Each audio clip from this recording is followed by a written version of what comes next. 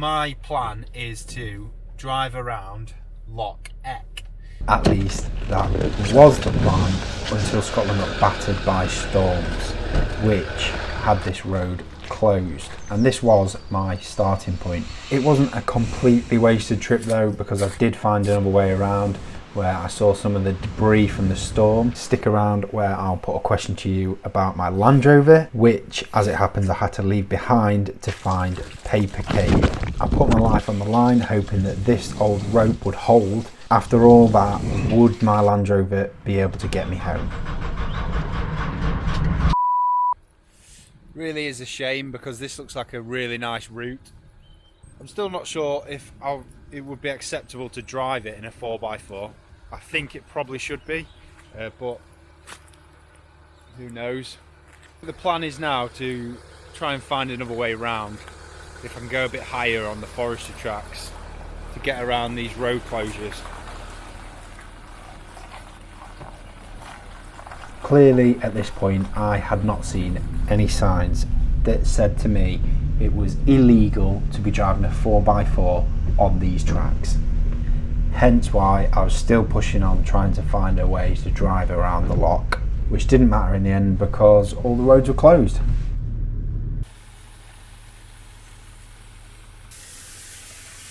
Pretty much everywhere that I go here is raging. So much rain. I accepted defeat at this point and decided that my Land Rover would have to be left behind for me to continue, which leads me on nicely to my question to you about my Land Rover. But first, some context. When I bought this Land Rover for a one-off trip, I didn't plan on keeping it, but I found it to be so capable and comfortable, I just couldn't get rid of it. And this leaves me with a bit of a conundrum. What should I do with it? Well, a little bit surplus to requirements.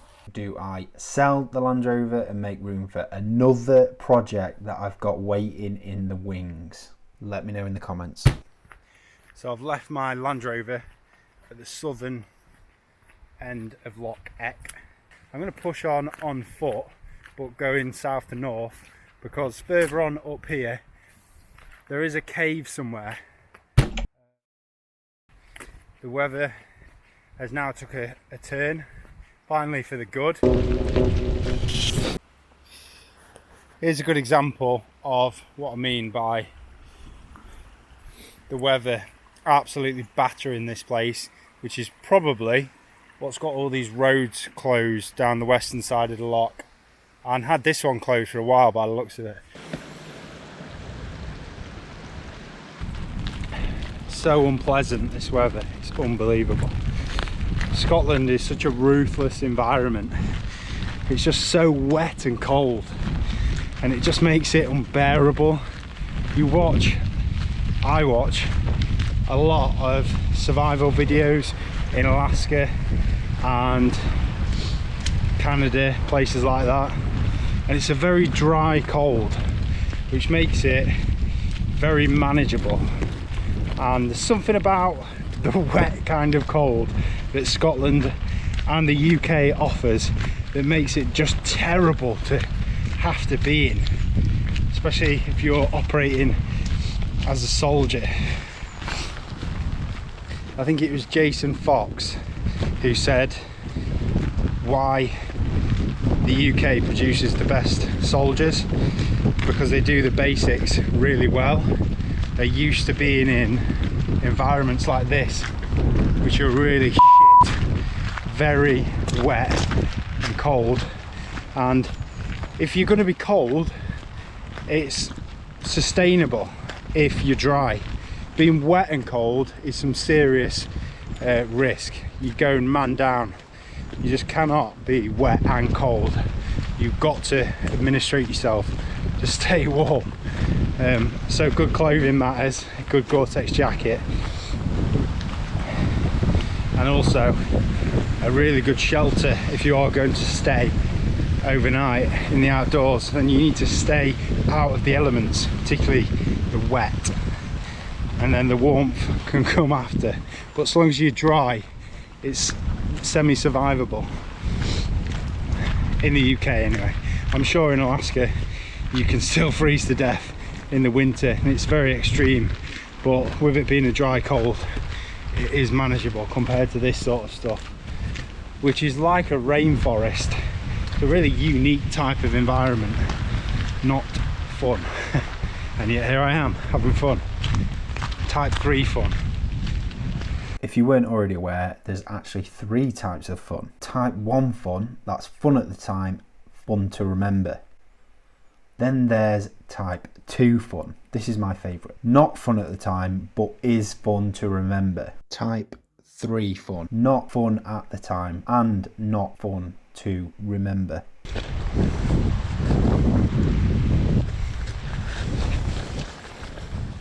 Equipped with that new knowledge, you can now see type 3 transitions to type 2 as the weather improves and I head north along Lock Eck. So now's probably a good time to do a quick map check. I just hit one of my tick offs, and the route I've been taking is fairly ABC really. I'm just walking along this lock, so it's easy to navigate. I'm just hand railing, and if you look on the map here, one of my tick offs is when I get level with this caravan park. I know that because it's directly east of me now, so I can take a back bearing from there and it'll tell me exactly where I am on the track. So I'm going to take a bearing to the most northerly point, is 1050 mils. So I'll plot that on my map and line everything up, and it will draw a line of the bearing that I've just taken, and it runs straight back to the intersection of the track. So I know then I'm exactly at this point here, which makes sense because on the map it sort of juts out a little bit, and that's what this bit of terrain is doing here now. So this is what I want to go and have a look at, Paper Caves, and I've just took a back bearing from here, so I know I'm on this little notch here. So I'm going to go along this track that handrails the lock till I hit this water feature. So I've just crossed the stream that enters into the lock, and that was one of my tick offs. I'm now going to start heading uphill and try and find these caves. It's going to get really hot really quickly when you start climbing uphill, so I don't want any excess layers on.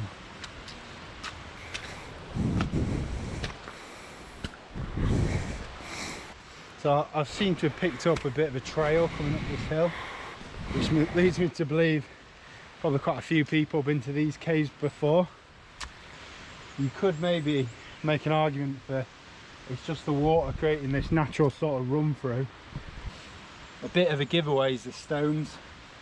Oh, they're just a bit worn out on the top, and that'll be because of people stepping on them.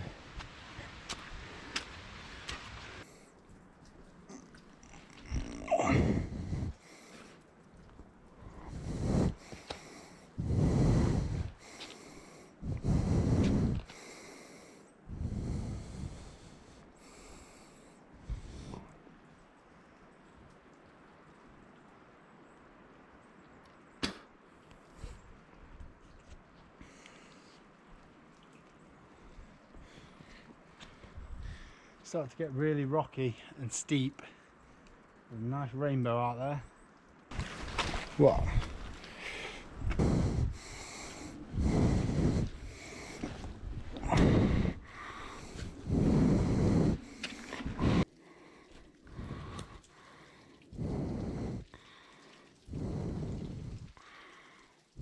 Pretty cave-like to me.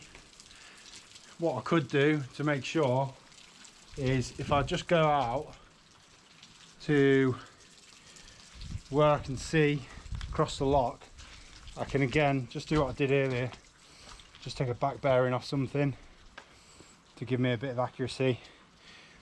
I could obviously use a GPS. I'm not really a big fan of that, just because I think it's a really quick way to start navigation inefficiently, because if you're not looking at the ground and understanding what it's doing, you're just going from point A to point B blindly, They should really be an aid to navigation, but not a reliance. You should still be able to understand and read a map if you are doing this sort of stuff. A lot safer that way. You don't get yourself into trouble like you do if you're just blindly following a GPS, which will put you through a bog or anything like that, or rivers. You don't see rivers that are unpassable. So I might as well get in that cave and have a quick look around. Come this far, not to go in. Oops.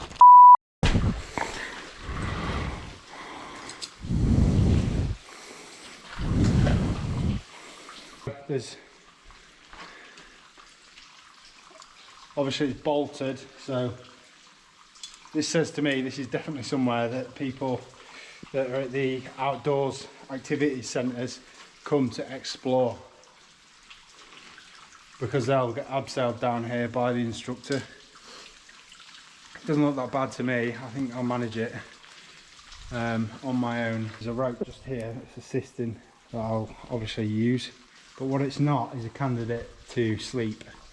I don't think I would want to be in here doing an overnighter. It's pretty much a river going down here. I would recommend, if you are doing this sort of stuff solo, then make sure you've got a robust backup plan that if anything goes wrong. Some of the drops in here were over 10 foot, enough to break a leg or sprain an ankle, and it's not the easiest place to be able to get out of. Goes without saying, if you are going to do any of this stuff, it may not be clear who maintains these ropes or any of this equipment, so be absolutely sure that it is going to hold your weight before you risk life and limb using it. This one looks relatively good for me, and knowing that outdoor activity centres use this place, I doubt that this would not be well maintained.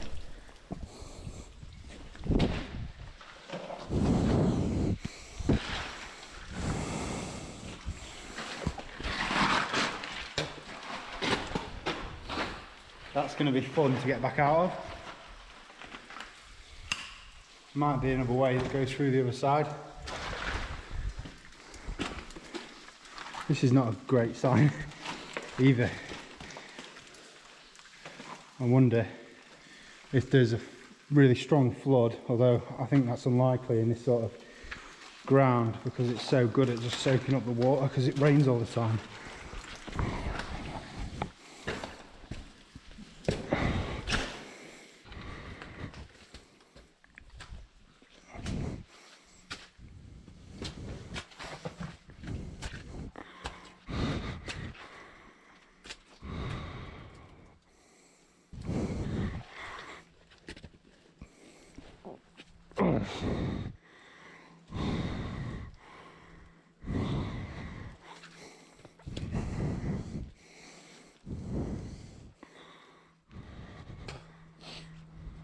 So that's me out the other side.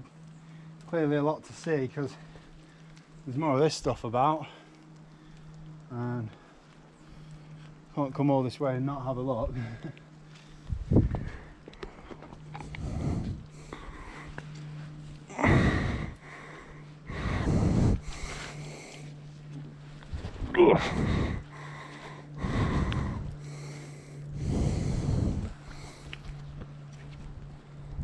Looks like an assisted route to take you back round to the what was like a bit of a path to take us up here. So I'll follow it round, take the path back down. I think it's going to be back to the Land Rover for a bacon sarnie. What I really didn't want at the end of all that was to get back to my Land Rover and it then do this.